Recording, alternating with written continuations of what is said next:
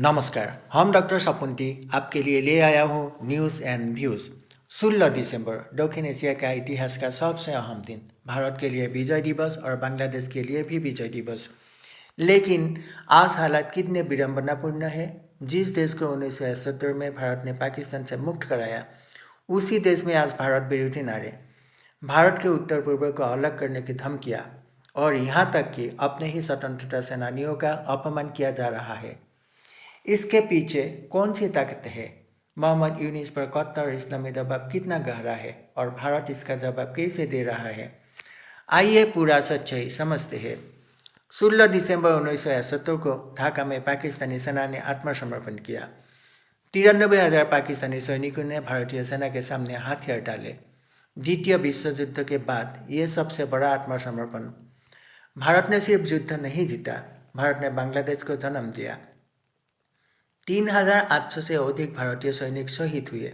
लाखों शरणार्थियों को भारत ने शरण दी और यह युद्ध जमीन के लिए नहीं, मानवता और स्वतंत्रता के लिए था। आज बांग्लादेश एक खतरनाक मोड़ पर खड़ा है। कुछ कट्टर इस्लामी ताकतें इतिहास को बदलने की कोशिश कर रही है। शेख मुजीबुर रहमान की प्रतिमाएं हटाई जा रही है। स्वतंत्रता सेनानियों का अपमान किया, धर्मनिरपेक्ष मूल्य पर हमला और भारत को दुश्मन बताया जा रहा है। इतना ही नहीं, कुछ चरमपंथी भारत के उत्तर पूर्व को अलग करने की धमकी दे रहा है, यह भूलते हुए कि बांग्लादेश को भारत के उत्तर पूर्व के रास्ते ही अस्तित्व में आया।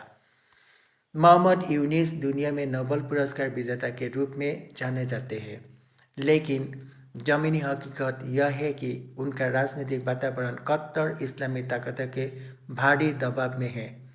वही ताकतें जो 1971 में बांग्लादेश की आज़ादी के खिलाफ थी।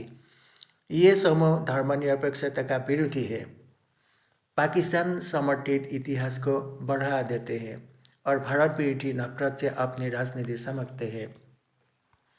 भारत की प्रतिक्रिया भावनात्मक नहीं है, रणनीतिक है। कूटनीतिक स्तर पर भारत ने साफ संदेश दिया है कि इतिहास का अपमान बर्दाश्त नहीं। भारत की सार्वभौमता पर कोई समझौता नहीं, धमकियों की भाषा अस्वीकार्य है। सुरक्षा और सैन्य स्तर पर आज भारत का उत्तर पूर्व पहले से कहीं ज़्यादा सुरक्षित है। सख्त सीमा निगरानी, हाईटेक सर्विलेंस, मजबूत सुरक्षा बल भारत की एकता को तोड़ने का सपना महज भ्रम है। भारत यह भी जानता है कि कट्टरपंथ का सबसे बड़ा शिकार खुद बांग्लादेश बनेगा। इसलिए भारत स्वयं रखकर हालात को खुद उजागर होने दे रहा है। भारत टकराव नहीं चाहता, भारत चाहता है एक स्थिर बांग्लादेश, एक धर्मनिरपेक्ष बांग्लादेश, एक ऐसा बांग्लादेश जो अपने स्वतंत्रता सेनानियों का सम्मान करे। भारत से दोस्ती अवसर है और भारत से दुश्मनी ऐतिहासिक भूल।